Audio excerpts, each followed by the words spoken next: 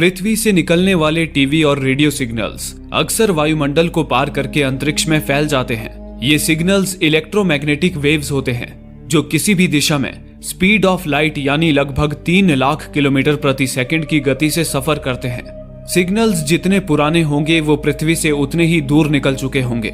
जैसे कि अगर कोई हमसे 50 लाइट ईयर्स दूर मौजूद हो और इन सिग्नल्स को पकड़ सके तो वो आज भी 50 साल पुराने टीवी और रेडियो शो देख और सुन सकता है। लेकिन अब सवाल ये उठता है कि क्या दुनिया में हमारे अलावा भी कोई है जिन्हें ये सिग्नल मिला होगा, और क्या वो इंसानी सभ्यता के इस संकेत को समझकर हमसे संपर्क करेंगे?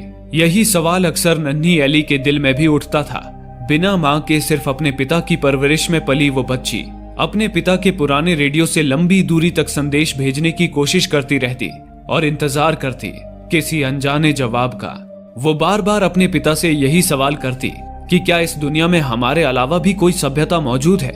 हालांकि इस सवाल का जवाब उसके पिता के पास भी नहीं होता, पर वो कहते, अगर इस पूरे ब्रह्मांड में हम अकेले हैं तो क्या ये पूरी दुनिया, ये अंतरिक्ष बेफिजूल की बस खाली जगह है? अपने पिता की बातों से प्रेरित होकर एली ने अपना मकसद पहचान लिया था। बड़ी होते ही वो SETI प्रोग्राम से जुड़ गई। SETI यानी कि search for extra terrestrial intelligence. इस प्रोग्राम का मकसद था दूसरे ग्रहों पर बुद्धिमान जीवन यानी एलियंस की तलाश करना। एली को हाल ही में प्योर्तो रिको के एक छोटे से शहर में भेजा गया था जहां एक विशाल स्पेस ऑब्जर्वेटरी मौजूद थी।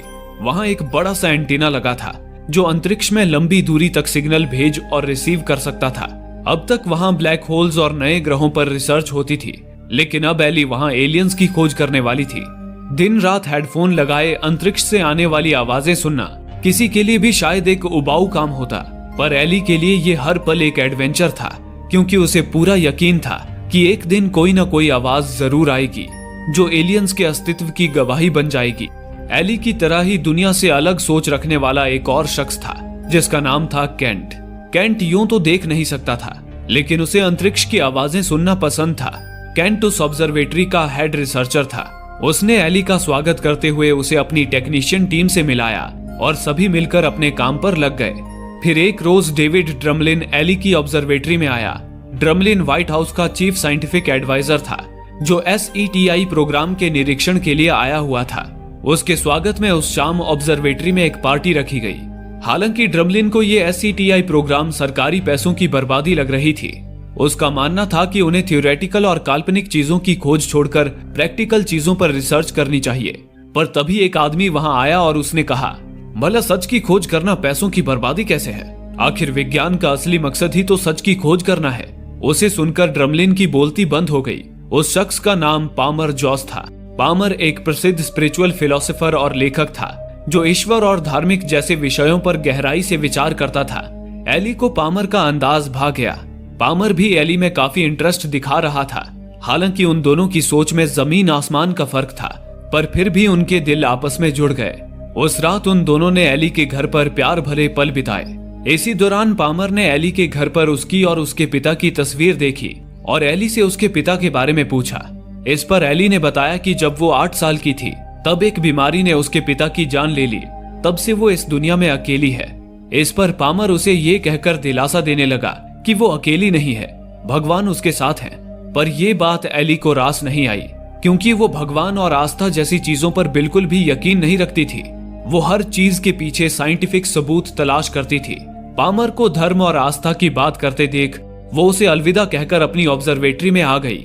लेकिन वहां पहुंचकर एली को एक झटका लगा। केंट ने उसे बताया कि ड्रमलिन ने उनका SETI प्रोग्राम बंद कर दिया है। दरअसल ड्रमलिन का मानना था कि अंतरिक्ष में केवल कार्बन और गैसों के अलावा और कुछ नहीं है, और अगर अंतरिक्ष में एलियंस हुए भी तो वो इतनी दूर होंगे कि उनसे कांटेक्ट करना नामुमकिन है। इसलिए SETI प्रोग्राम को केवल पैसों और समय की बर्बादी बताकर ड्रमलिन ने इसकी फंडिंग रोक दी थी। एक पल में ही एली का सारा सपना चूर चूर हो गया।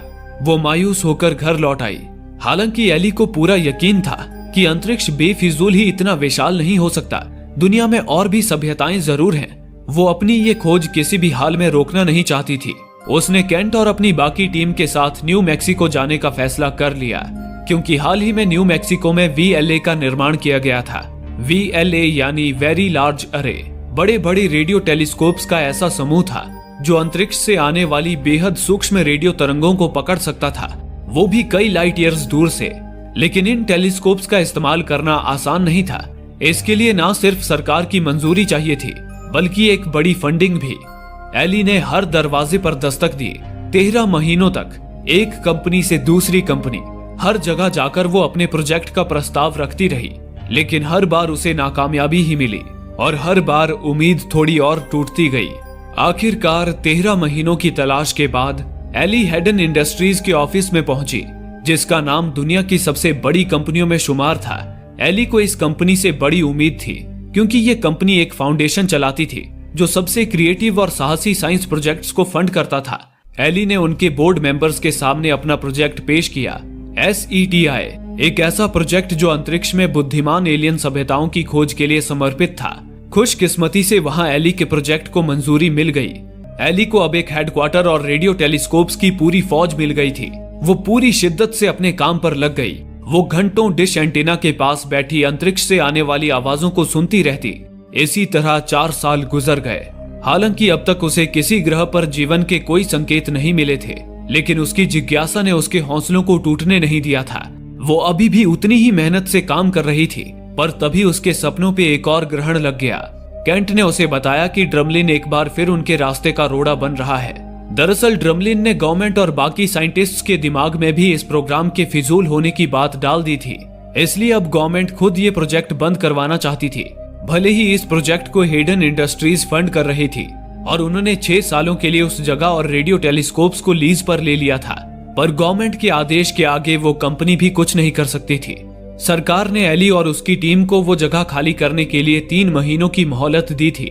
इस बात से एली काफी ज्यादा टूट चुकी थी। उसे सब खत्म सा लगने लगा था। वो मायूस होकर डिश एंटीना के पास चली आई और एकांत में बैठकर एक बार फिर फ्रीक्वेंसीज को सुनने लगी।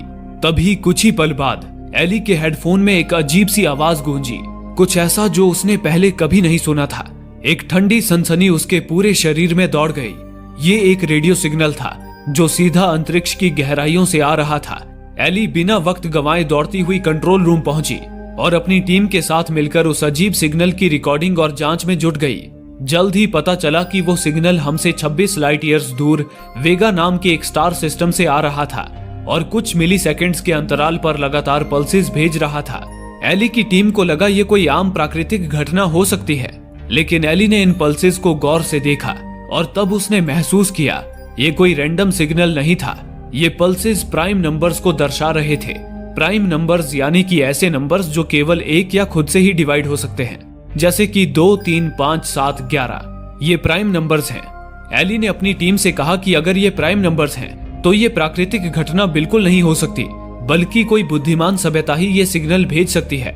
हालांकि एली की टीम के लिए इस पर यकीन कर पाना मुश्किल था, क्योंकि वेगा स्टार सिस्टम अभी विकास की शुरुआत में था।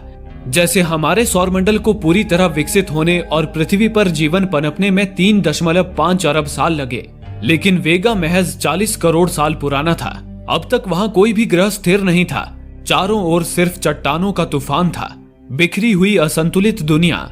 ऐसे में वैज्ञानिक दृष्टिकोण से वहां जीवन पनपना लगभग असंभव माना जा रहा था। लेकिन एली ने अपनी टीम को समझाते हुए कहा, संभव है उनका घर वेगा में ना हो, शायद वो कहीं और से आए हों और वेगा बस एक माध्यम हो, एक रिले पॉइंट, सिग्नल भेजने का जरिया।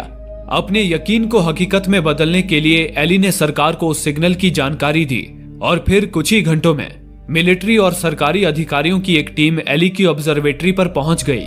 उनके साथ ही वहां पहुंचा डेविड ड्रमलिन, जो अब इस पूरे मिशन की कमान अपने हाथ में लेने वाला था। एली ने सभी अधिकारियों को बताया कि उसने दुनिया के 22 देशों के ऑब्जर्वर से इस सिग्नल की पुष्टि करवा ली है। सभी ने माना कि ये सिग्नल वेगा स्टार सिस्टम से ही आ रहा है और ये निश्चित तौर पर किसी बुद्धिमान सभ्यता द्वारा भेजा गया है। इस पर नेशनल सिक्योरिटी एडवाइजर माइकल ने सवाल उठाया, अगर वो सभ्यता इतनी उन्नत है तो उन्होंने सीधे इंग्लिश में बात क्यों नहीं की, प्राइम नंबर्स जैसी बेसिक मैथ की भाषा ही क्यों चुनी?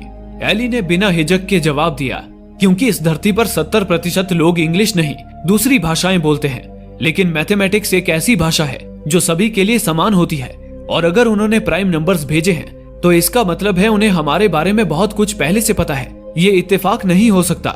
ये सुनकर ड्रमलिन ने तंज भरे लहजे में कहा, वेगा को तो रिसर्चर्स सालों से ऑब्जर्व कर रहे हैं, लेकिन आज तक वहां से ऐसा कोई सिग्नल नहीं आया। पर जैसे ही तुमने एलियंस की खोज शुरू की, उन्होंने प्राइम नंबर्स ब्रॉडकास्ट करना शुरू कर दिया। ये बात कुछ हजम नहीं हुई डॉक्टर एरोवे। इस पर एली ने कहा, जो सिग्नल हमें मिला है वो उन्होंने 26 साल पहले ही भेज दिया था, पर क्योंकि वेगा स्टार सिस्टम यहाँ से 26 लाइट ईयर्स दूर है, इसलिए लाइट की स्पीड से भी वहां से भेजे गए इस सिग्नल को पृथ्वी तक पहुंचने में 26 साल लग गए। इसी दौरान कैंट वहां आया। कैंट को वापस देखकर एली का हौसला और ज्यादा बुलंद हो गया। तभी उन्हें वेगा से ही आया एक और सिग्नल प्राप्त हुआ, लेकिन इस बार आया सिग्नल कुछ अलग था। कैंट ने भांप लिया कि ये एक टीवी ट्रांसमिशन है। एली ने बिना वक्त गंवाए उसे स्क्रीन पर चलाया। पूरा कमरा सन्नाटे में डूब गया। सभी की नजरें टीवी पर थी, दिल की धड़कनें तेज। और फिर जो उन्होंने देखा उस पर यकीन कर पाना मुश्किल था। स्क्रीन पर चल रहा था एडोल्फ हिटलर का एक पुराना फुटेज, जिसमें वो ओलंपिक गेम्स को लेकर एक भाषण दे रहा था। ये देखते ही नेशनल सिक्योरिटी एडवाइजर माइकल घबरा गया। वो तुरंत एली और ड्रमलिन को लेकर व्हाइट हाउस पहुंचा और इस चौंकाने वाले सिग्नल की जानकारी प्रेसिडेंट तक पहुंचा दी। प्रेसिडेंट की चीफ ऑफ स्टाफ ने उसे सुनकर तीखे शब्दों में कहा, 20 मिलियन लोग मरे थे उस एक आदमी को रोकने के लिए, और अब एलियंस ने अपना पहला संदेश देने के लिए उसी को चुना। इस पर एली ने कहा, हिटलर और पॉलिटिक्स से उनका कोई लेना देना नहीं है। दरअसल हिटलर का वो भाषण जो सन 1936 में ब्रॉडकास्ट हुआ था, वो दुनिया का पहला हाई पावर टीवी ब्रॉडकास्ट था जो जरूर अंतरिक्ष में भी गया होगा। एलियन सभ्यता ने उसी टीवी ब्रॉडकास्ट को हमें वापस भेजा है। शायद वो हमें ये बताना चाहते हैं कि वो हमें सुन सकते हैं। इसके बाद प्रेसिडेंट ने उसी वक्त एक प्रेस मीटिंग बुलाई और दुनिया को भी इस ऐतिहासिक खोज के बारे में बताया, जिसके बाद दुनिया भर में इसकी चर्चा होने लगी। इसी दौरान एली को कैंट का वीडियो कॉल आया। कैंट ने बताया कि एलियंस के ट्रांसमिशन में उन्हें एक छुपा हुआ संदेश मिला है। दरअसल एलियंस ने 50 फ्रेम पर सेकंड का फुटेज भेजा था, जिसमें से केवल 25 फ्रेम्स में ही हिटलर का फुटेज था। बाकी के 25 फ्रेम्स में ही एलियन का छुपा हुआ वो संदेश था। वो संदेश एलियन भाषा में लिखा था और उन्हें एलियन के संदेशों से भरे ऐसे कई पेजेस मिले थे। उन्हें देखकर एली की खुशी का ठिकाना न रहा, क्योंकि ये इस बात का सबूत था कि उनका सामना एक बहुत ही उन्नत एलियन सभ्यता से होने जा रहा था। हालांकि एलियन भाषा होने के कारण उस संदेश में क्या है ये जान पाना बहुत ही मुश्किल था। जल्द ही न्यूज चैनलों के जरिए एलियन से मिले उस संदेश की खबर पूरी दुनिया में फैल गई। लोगों में अफवाहों की चिंगारी उड़ रही थी। कुछ को लग रहा था कि वे एलियंस भगवान हैं और उन्होंने एक बार फिर इंसानों को अपना संदेश भेजा है। वहीं कुछ लोग मान रहे थे कि एलियंस धरती पर हमला करने वाले हैं। इसी बीच एली वापस अपने कमांड सेंटर यानी कि न्यू मैक्सिको पहुंची। उसने देखा कि उसके कमांड सेंटर के बाहर लोगों का जैसे मेला लगा हुआ था। एली ने देखा कि वहां अलग अलग समूह के लोग थे। कुछ लोगों का समूह वहां एलियंस को भगवान मानकर पूजा पाठ कर रहा था, तो वहीं कुछ लोग एलियंस को शैतान के रूप में देख रहे थे। वहीं एली ने एक आदमी को देखा जो भीड़ में खड़े लोगों को भाषण दे रहा था। वो कह रहा था कि ये साइंटिस्ट ही हैं जो हमेशा से धरती को विनाश के कगार पर लाते रहे हैं। परमाणु बम बनाकर इन्होंने पर्यावरण का नाश किया, पानी और हवा को भी इन्होंने ही दूषित किया। इसलिए ईश्वर इनके कर्मों की सजा पूरी मानव जाति को देने आ रहे हैं। इतने में ही वो आदमी एली को घूरने लगा। उसे देख एली ने अपने कार की विंडो चढ़ा ली। इसी तरह 2 हफ्ते गुजर गए। दिन ब दिन लोगों में ये जानने की उत्सुकता बढ़ती ही जा रही थी कि एलियन से मिले मैसेज में आखिर क्या है। लेकिन एली और उसकी टीम अब तक उस मैसेज को पूरी तरह डिकोड नहीं कर पाई थी। संदेश कोई साधारण मैसेज नहीं था, करीब 63,000 पन्नों का था। हालांकि टीम ने एक बात समझ ली थी कि ये पूरा संदेश कई टुकड़ों में बंटा हुआ था। हर पन्ने के किनारे एक अलाइनमेंट सिंबल था, एक खास निशान जो बताता था कि कौन सा पन्ना किसके साथ जुड़ता है। पर परेशानी ये थी कि हर बार 3 पन्ने एक दूसरे से परफेक्टली जुड़ जाते, लेकिन चौथा हमेशा मिसमैच हो जाता, जैसे कोई जरूरी टुकड़ा इस कॉस्मिक पजल से गायब था। हमेशा की तरह उस रात भी एली थक हार कर घर लौटी थी। तभी उसके फोन पर एक अनजान नंबर से कॉल आया। फोन पर एक शांत लेकिन भरोसेमंद आवाज आई, मैंने उस एलियन मैसेज को डिकोड कर लिया है। एली हैरान रह गई। उसने उस व्यक्ति से मिलने का समय और जगह पूछी और तुरंत निकल पड़ी। वो एक सुनसान जगह थी जहां एक बड़ा सा प्राइवेट जेट खड़ा था। एली जैसे ही उस प्लेन के भीतर पहुंची, उसने देखा वो अजनबी कोई और नहीं बल्कि हेडन इंडस्ट्रीज का अरबपति मालिक SR हेडन था। वही हेडन जिसने कभी एली के SETI प्रोजेक्ट को फंड किया था। एली की आंखों में चमक लौट आई। उसने बेसब्री से पूछा, आपने मैसेज कैसे डिकोड किया? क्या आपको उनकी भाषा समझने की कोई चाबी मिल गई? हेडन मुस्कुराया और धीमे से बोला, बिल्कुल, एलियंस ने सिर्फ एक मैसेज नहीं भेजा है, उन्होंने हमें उसे समझने की कुंजी भी दी है। अगर हम इन पन्नों को 2D में नहीं बल्कि 3D में अरेंज करें तो हर अलाइनमेंट सिंबल एकदम सटीक मेल खाता है। और फिर हैडन ने स्क्रीन पर कुछ दिखाया। एलियन मैसेज के पन्ने जब सही तरह से 3D में जोड़े गए तो उनमें से एक चमकता हुआ टेक्स्ट उभरा जो एलियन भाषा को समझने का कोड था। यही वो चाबी थी जिससे वो रहस्यमय संदेश अब समझा जा सकता था। इसके बाद एली सीधा व्हाइट हाउस में आई जहां अधिकारियों की एक सीक्रेट मीटिंग रखी गई थी। वहीं एली ने सभी के सामने ये खुलासा किया कि उसने एलियन का मैसेज डिकोड कर लिया है। एलियन के मैसेज में एक अनोखी मशीन का डिजाइन था। वो एक ब्लूप्रिंट था जिसमें उस मशीन को बनाने का पूरा तरीका भी दिया हुआ था। एली ने सभी से कहा, एलियंस ने सिर्फ हमें एक संदेश नहीं भेजा है बल्कि उन्होंने एक इनविटेशन यानी कि आमंत्रण भेजा है। ये मशीन किसी तरह की स्पेसशिप है जो हमें उनके ग्रह पर ले जा सकती है। ये सुनकर सारे अधिकारियों का मुंह खुला का खुला ही रह गया। हालांकि इस बीच एक और सवाल उठ खड़ा हुआ, क्या ये मशीन वाकई एक आमंत्रण है या फिर एक जाल? कुछ लोगों ने आशंका जताई कि क्या पता एलियंस इसी मशीन के जरिए धरती पर हमला करना चाहें या फिर ये कोई विनाशकारी हथियार भी हो सकता है। पर एली ने उन्हें समझाते हुए कहा, अब तक हमारे पास ऐसा कोई कारण नहीं है जिससे ये लगे कि वो एलियंस हमारे लिए कोई खतरा है। तभी नेशनल सिक्योरिटी एडवाइजर माइकल उसे टोकते हुए बोला, तुम साइंटिस्ट हमेशा यही क्यों मानते हो कि एलियंस अच्छे होंगे? ऐसा क्यों है डॉक्टर? इतना भरोसा कहां से आता है? जवाब में एली ने कहा, अगर कोई सभ्यता इतनी एडवांस्ड है कि वो हमसे लाइट ईयर्स दूर से संपर्क कर सकती है तो वो न सिर्फ तकनीकी रूप से बल्कि मानसिक रूप से भी हमसे कहीं आगे होगी। देखा जाए तो हम इंसान उनके लिए बस सूक्ष्म जीव जैसे होंगे, ना कोई खतरा ना कोई महत्व। क्या हम अफ्रीका के किसी कोने में रहने वाली चींटियों या जानवरों को जानबूझकर मारने जाते हैं? नहीं, हम उन पर रिसर्च करते हैं, उनकी जीवन शैली को समझते हैं। शायद एलियंस भी हमें वैसे ही देख रहे हैं, एक प्राकृतिक जिज्ञासा के रूप में। वो हमें समझना चाहेंगे, ना कि मिटाना। ड्रमलिन ने हल्की मुस्कान के साथ कहा, एली तुमने चींटियों का उदाहरण बहुत सही दिया, लेकिन तुम भूल रही हो, कई बार हम अनजाने में उन चींटियों पर पैर रख देते हैं और हमें उससे कोई फर्क नहीं पड़ता। अगर एलियंस भी हमें सिर्फ एक सूक्ष्म जीव मानते हैं तो हो सकता है कि रिसर्च करते करते ही सही हमें खत्म कर देने में भी उन्हें कोई पछतावा न हो। अब ये मामला सिर्फ विज्ञान का नहीं रहा बल्कि पूरी तरह एक राजनीतिक मुद्दा बन चुका था।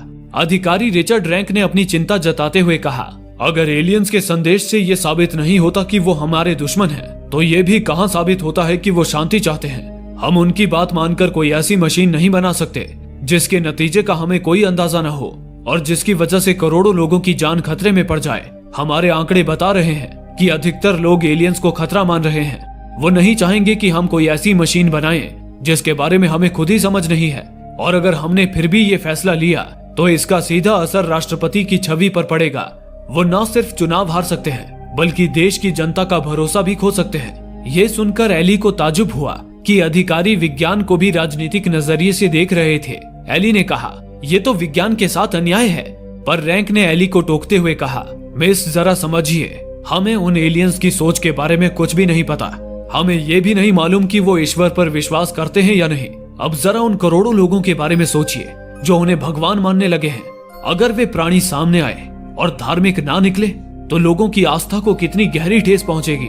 क्या हम उसके लिए तैयार हैं? एली ने सीधा जवाब दिया, लेकिन यहाँ तो साफ जाहिर है कि ये सभ्यता विज्ञान में विश्वास रखती है, इसलिए उन्होंने अपना संदेश भी विज्ञान की भाषा में भेजा।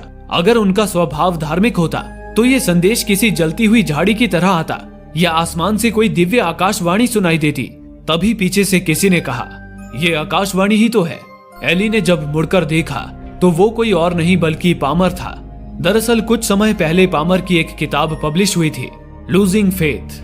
वो किताब इस विषय पर थी कि कैसे साइंस और टेक्नोलॉजी सदियों से चली आ रही हमारी संस्कृति, परंपरा, धर्म, ईश्वर और लोगों की मान्यताओं को खत्म कर रही है। ये अब तक की सबसे ज्यादा बिकने वाली किताब बन गई थी। उसके बाद से ही पामर कोई आम इंसान नहीं रहा था बल्कि वो आध्यात्मिक सलाहकार बन चुका था। उसने व्हाइट हाउस में भी अपनी खास जगह बना ली थी। एली अचानक उसे वहां देख हैरान रह गई। दरअसल पामर का मानना था कि भले ही एलियन का संदेश वैज्ञानिक भाषा में आया हो, लेकिन आकाश से आई वो आवाज एक धार्मिक प्रतीक की तरह भी देखी जा सकती है। और ऐसे में ये संदेश न सिर्फ साइंस बल्कि आस्था से जुड़े सवाल भी खड़े करती है। इसलिए पामर ने कहा कि उन्हें बिना डर फैलाए विश्वास के साथ इस खोज को आगे बढ़ने देना चाहिए। पामर की बातों ने एली को काफी प्रभावित किया।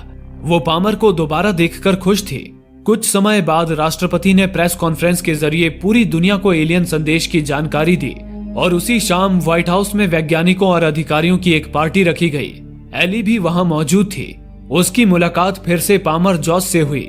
हल्की फुल्की बातों के बीच एली ने पामर की तरफ देखा और कहा, मैंने तुम्हारी किताब पढ़ी है। एक कोट अब भी मेरे जहन में गूंजता है। तुमने लिखा था, कैसी विडंबना है, लोग इस दौर में विज्ञान को सबसे ज्यादा मानते हैं, सारे जवाब विज्ञान से चाहते हैं, लेकिन फिर भी विज्ञान उन्हें वो एक जवाब नहीं दे पाया जिसके लिए लोग सबसे ज्यादा भूखे हैं, मीनिंग, यानी कि जीवन का अर्थ। विज्ञान ने बहुत कुछ बताया, समझाया, जैसे ब्रह्मांड कैसे काम करता है और ये भी कि हम दुनिया में कैसे आए, लेकिन विज्ञान आज तक ये नहीं बता पाया कि हम दुनिया में क्यों हैं या हमारे जीवन का उद्देश्य क्या है। पामर मुस्कुराया और बस इतना कहा, हाँ ये तो सच है। एली थोड़ी गंभीर हो गई। उसने कहा, हद है, क्या तुम ये कहना चाह रहे हो कि विज्ञान ने ईश्वर को खत्म कर दिया है? क्योंकि विज्ञान इन धारणाओं पे विश्वास नहीं करता, लेकिन विज्ञान का मकसद सिर्फ सच तलाश करना है, ना कि जीवन का अर्थ और ईश्वर जैसे धार्मिक मान्यताओं को सच साबित करना। पामर इसका जवाब देना चाहता था, लेकिन शब्द गले में ही अटक कर रह गए। एली ने आगे कहा, सोचो तब क्या होगा जब विज्ञान ने यह साबित कर दिया कि ईश्वर कभी थे ही नहीं। अब पामर भी गंभीर हो गया। वो अब इस बहस में असहज महसूस करने लगा। वो टॉपिक बदलना चाह रहा था, लेकिन एली तो अब जैसे पामर की मान्यताओं को कुचलने पर ही अड़ गई। उसने पूछा, क्या तुमने कभी ऑकम्स रेजर प्रिंसिपल के बारे में सुना है? ये सिद्धांत कहता है अगर किसी चीज के कई एक्सप्लेनेशन हो तो सबसे सिंपल एक्सप्लेनेशन आमतौर पर सही होती है। तो सोचो पामर, क्या हमें ये मानना चाहिए कि इस पूरे ब्रह्मांड को किसी अदृश्य शक्ति ने एक मकसद के लिए बनाया है, लेकिन वो हमें अपने होने का कोई भी सबूत नहीं देना चाहता? या फिर ऑकम रेजर के मुताबिक ज्यादा लॉजिकल यही नहीं होगा कि हमने खुद भगवान को बनाया है ताकि हम इस रहस्यमयी अनंत ब्रह्मांड में खुद को इतना अकेला और बेबस महसूस ना करें? पामर ने एक पल सोचा, फिर पूरी ईमानदारी से कहा, मुझे इस सवाल का जवाब नहीं पता, लेकिन मैं ऐसे संसार की कल्पना भी नहीं कर सकता जहां कोई ईश्वर ना हो। मेरे लिए मेरी आस्था ही मेरा आधार है। एली उसकी आंखों में देखते हुए बोली, शायद तुम्हें भ्रम में जीना पसंद हो, लेकिन मैं सिर्फ वैज्ञानिक सबूतों पर यकीन करती हूँ। मुझे सिर्फ प्रूफ चाहिए।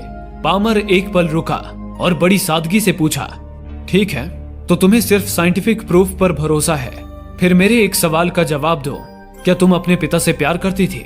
एली ने जवाब दिया, हाँ, सबसे ज्यादा। ये सुनकर पामर ने कहा, तो इसे साइंटिफिकली प्रूव करो। एली कुछ पल के लिए चुप रह गई। वो हैरान थी। पहली बार उसके पास कोई जवाब नहीं था। पामर ने कहा, एली तुम अपने पिता से बेइंतहा प्यार करती थी, लेकिन क्या उस प्यार को साइंटिफिकली प्रूव किया जा सकता है? क्या वो इमोशन, कनेक्शन, यादें किसी लैब में टेस्ट की जा सकती हैं? नहीं। लेकिन फिर भी तुम जानती हो कि वो प्यार सच था। जिस तरह हमें प्यार को साबित करने की जरूरत नहीं होती, उसी तरह भगवान, विश्वास और आस्था को भी साबित करने की जरूरत नहीं है। इसी दौरान एक बड़ी खबर सामने आई। वैज्ञानिकों ने एलियंस द्वारा भेजे गए संदेश का 3D मॉडल तैयार कर लिया था। मॉडल देखकर साफ हो गया कि उस मशीन में एक इंसान के बैठने की खास जगह थी। यानी एली की थ्योरी बिल्कुल सही थी। ये सिर्फ एक संदेश नहीं, बल्कि एक इनविटेशन था। एलियंस इंसानों को अपने ग्रह पर बुला रहे थे। राष्ट्रपति ने तुरंत अधिकारियों की एक मीटिंग बुलाई और उस मीटिंग में आधिकारिक रूप से एलियन मशीन को बनाने का ऐलान कर दिया। हालांकि ये प्रोजेक्ट सस्ता नहीं था, अरबों डॉलर का खर्च आने वाला था। इसलिए राष्ट्रपति ने दुनिया के बाकी देशों को भी इस मिशन में साझेदार बनने का न्योता दिया, ताकि ये इंसानियत का प्रोजेक्ट बने, ना कि सिर्फ किसी एक देश का। लेकिन अब सबसे बड़ा सवाल ये था, आखिर वो कौन होगा जो एलियंस की मशीन में बैठकर धरती की तरफ से पहली बार ब्रह्मांड की सीमा पार करेगा?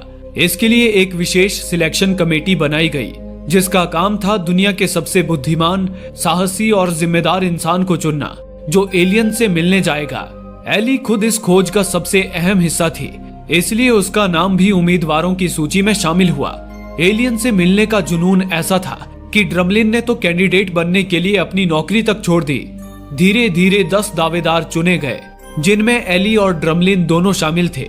कुछ दिन बाद वो दिन आया जिसका इंतजार पूरी दुनिया कर रही थी, यानी कि कैंडिडेट्स का फाइनल टेस्ट। हर देश की नजरें टेलीविजन स्क्रीन पर टिकी थी। सब जानना चाहते थे, आखिर कौन जाएगा ब्रह्मांड के उस पार। सिलेक्शन कमेटी में थे दुनिया के सबसे बड़े स्कॉलर्स, साइंटिस्ट्स, थियोलॉजियंस, फिलोसोफर्स। वहीं पामर भी उनमें शामिल था। एक एक करके उन्होंने सभी कैंडिडेट से सवाल पूछे और फिर आई एली की बारी। एली ने पूरे आत्मविश्वास के साथ सिलेक्शन कमेटी के हर सवाल का धैर्य और समझदारी से जवाब दिया। इसके बाद एक मेंबर ने एली से सवाल किया, इस मिशन में अगर आप उन बुद्धिमान एलियन सभ्यता से मिलती हैं और आप उनसे केवल एक ही सवाल पूछ सकती हैं, तो वो सवाल क्या होगा? एली ने बड़ी ही खूबसूरती से जवाब दिया। उसने कहा, मैं पूछूंगी, आपने ये कैसे किया? कैसे इतने आगे बढ़े बिना खुद को खत्म किए? क्योंकि हम इंसान विज्ञान और टेक्नोलॉजी जितना आगे बढ़ रहे हैं उतना ही खुद को और पृथ्वी को खतरे में डाल रहे हैं। आप जैसे एडवांस स्पीशीज ने इस दौर को कैसे पार किया? मैं ये सवाल पूछूंगी क्योंकि आज यही टेक्नोलॉजी में आगे बढ़ रहे इंसानों के आगे सबसे बड़ी चुनौती है। एली के इस जवाब ने कमेटी मेंबर्स को इम्प्रेस कर दिया। एली को पूरा यकीन हो चुका था कि पैसेंजर उसे ही चुना जाएगा, लेकिन तभी पामर ने एली से एक आखिरी सवाल पूछा। उसने कहा, डॉक्टर एली एरोवे, क्या आप ईश्वर पर यकीन रखती हैं? एली कुछ पल के लिए सन्न रह गई। उसने पूछा, माफ कीजिए, पर इस सवाल का इस मिशन से क्या लेना देना है? तभी एक सदस्य ने कहा, इसका गहरा संबंध है डॉक्टर, क्योंकि ये मिशन सिर्फ विज्ञान का नहीं, लोगों की धार्मिक आस्था का भी है। और दुनिया के 95% लोग किसी न किसी रूप में धार्मिक हैं। वो चाहते हैं कि जो इंसान उनकी ओर से ईश्वर से बात करने जाए वो खुद भी ईश्वर में विश्वास रखता हो। एली जानती थी कि अगर उसने सच बोला तो शायद उसे ये मौका नहीं मिलेगा, लेकिन फिर भी उसने वही कहा जो सच था। उसने नजरें झुकाए बिना कहा, मुझे सिर्फ वैज्ञानिक सबूतों पर यकीन है। ये कहकर एली ने अपना मौका गंवा दिया। कुछ समय बाद रिजल्ट सामने आया। कमेटी ने ड्रमलिन को पैसेंजर के तौर पर चुन लिया था, क्योंकि ड्रमलिन ने इस सवाल का वो जवाब दिया जो लोग सुनना चाहते थे। उसने खुद को पूरी तरह एक धार्मिक इंसान बताया। एली को सबसे ज्यादा बुरा इस बात का लगा कि पामर ने उसके लिए वोट भी नहीं किया था। एली पामर से बहुत ज्यादा रूठ गई। इसके बाद वो पामर से कभी नहीं मिली। कुछ दिनों के बाद वैज्ञानिक और इंजीनियर्स की कड़ी मेहनत के बाद आखिरकार एलियन की मशीन बनकर तैयार हो गई। ये एक आधुनिक टेक्नोलॉजी की मशीन थी जिसमें बड़े बड़े रिंग के आकार के पार्ट्स लगे हुए थे और उस मशीन के ऊपर एक कैप्सूल जैसा पैसेंजर पॉड भी मौजूद था जिसमें पैसेंजर को बिठाया जाना था। एलियंस के इंस्ट्रक्शंस के मुताबिक उस रिंग के घूमने पर उसके बीचों बीच पैसेंजर पॉड में बैठे पैसेंजर को गिराया जाना था। हालांकि कोई भी ये नहीं जानता था कि मशीन के बीचों बीच आने के बाद पैसेंजर के साथ क्या होगा। कुछ विशेषज्ञों का मानना था कि मशीन के बीचों बीच कोई नया डायमेंशन खुलेगा जो पैसेंजर को एलियन की दुनिया में ले जाएगा। तो वहीं कुछ का मानना था कि मशीन के बीच एक वर्म होल खुलेगा जो लाइट की स्पीड से पैसेंजर को एलियन के प्लेनेट में पहुंचा देगा। हालांकि ये प्रोसेस जितना आसान लगता था उतना ही खतरनाक था। कई विशेषज्ञ दावा कर चुके थे कि इस मशीन में जाने वाले पैसेंजर की मौत तो तय है, इसलिए इंसान को भेजने से पहले इस मशीन का ट्रायल किया जा रहा था और पहले एक रोबोट को भेजा जा रहा था। ड्रमलिन इस ट्रायल मिशन को सुपरवाइज कर रहा था। वो अपनी टीम के साथ मशीन के टावर पर था और वहीं एली बाकी टेक्नीशियन टीम के साथ कंट्रोल रूम संभाल रही थी। भले ही एली ने पैसेंजर बनने का मौका गंवा दिया था, लेकिन अब भी वो इस मिशन में अपना योगदान दे रही थी। एली के साथ साथ दुनिया भर की नजरें इस मिशन पर गड़ी हुई थी। इसी के साथ मशीन शुरू की गई। सब कुछ सही चल रहा था, लेकिन तभी अचानक एली का ध्यान ड्रमलिन के एक टेक्नीशियन की तरफ गया। असल में वो कोई टेक्नीशियन नहीं था, बल्कि वही आदमी था जो वैज्ञानिकों के खिलाफ प्रोटेस्ट करता था। एली उसे देखते ही पहचान गई। वो समझ गई कि वो आदमी कुछ गड़बड़ करने वाला है। एली ने तुरंत ड्रमलिन की टीम को उस आदमी से सतर्क किया, जिसके बाद ड्रमलिन और उसकी टीम ने उसे धर दबोचा। लेकिन वो आदमी तो बम से लदा हुआ था। ड्रमलिन कुछ कर पाता उससे पहले ही उसने बम का धमाका कर दिया। अरबों डॉलर की वो मशीन एक ही पल में मलबे के ढेर में बदल गई। इस धमाके में ड्रमलिन भी मारा गया। इस घटना ने एली के साथ साथ दुनिया भर के लोगों की उम्मीदों को चकनाचूर कर दिया। वो मशीन इतनी महंगी थी कि दोबारा उसे बना पाना नामुमकिन था। एली अब हार मानकर सीधा अपने घर लौट आई। तभी उसने देखा कि उसके घर पर कोई नया और एडवांस कंप्यूटर सिस्टम छोड़ गया था। एली ने जब कंप्यूटर को ऑन किया तभी उसमें एक वीडियो कॉल शुरू हो गया। वो वीडियो कॉल हेडन का था, जो इन दिनों एक रशियन स्पेस स्टेशन में रह रहा था। दरअसल हेडन को कैंसर था, इसलिए वो अंतरिक्ष की जीरो ग्रेविटी और कम ऑक्सीजन में अपना समय बिता रहा था, क्योंकि इससे उसकी बीमारी के बढ़ने की गति धीमी हो सकती थी। हेडन ने एली को जापान के होकाइडो आइलैंड की एक सैटेलाइट इमेज दिखाई। एली ने देखा कि होकाइडो आइलैंड में एक दूसरी एलियन मशीन मौजूद थी। उसे देख एली दंग रह गई। उसके बारे में पूछने पर हेडन ने बताया कि ये दूसरी एलियन मशीन है जिसे अमेरिका और जापान ने मिलकर सीक्रेटली बनाया था, ताकि पहली मशीन अगर नष्ट हो जाए तो दूसरी का उपयोग कर सके। इसे जापानीज इंजीनियरिंग कंपनी ने बनाया था, लेकिन इसका कंट्रोल अमेरिका के पास था और इस प्रोजेक्ट में हेडन इंडस्ट्रीज का भी पैसा लगा था, इसलिए हेडन को उस मशीन का पैसेंजर चुनने का हक था। हेडन ने उस मशीन की पैसेंजर इस दफा एली को चुना। एली बहुत ज्यादा उत्साहित हो गई। वो उसी वक्त होकाइडो आइलैंड के कमांड सेंटर में जा पहुंची।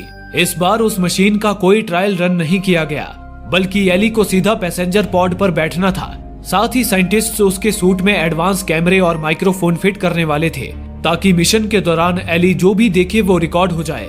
कुछ समय बाद एली घबराई हुई सी एक कमरे में बैठी थी। इसी बीच पामर वहां आया। पामर ने एली से माफी मांगते हुए उसे एक हकीकत बताई।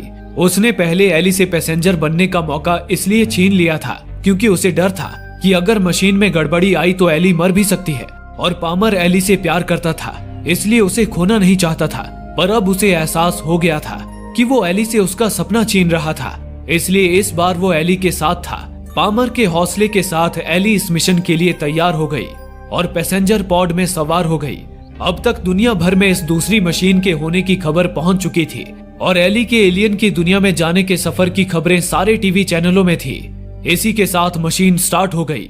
रिंग्स के पूरी रफ्तार में घूमते ही उसके अंदर एक तेज ऊर्जा जनरेट होने लगी और वो मशीन जगमगाने लगी। इसी के साथ एली के पॉड को रिंग के अंदर गिरा दिया गया।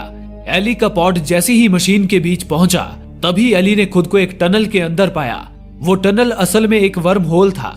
एली पूरी रफ्तार से उस वर्म होल के अंदर और अंदर जाती जा रही थी। हालांकि इस दौरान कंट्रोल रूम का एली से संपर्क पूरी तरह टूट चुका था, जिससे कोई भी एली को देख या सुन नहीं पा रहा था।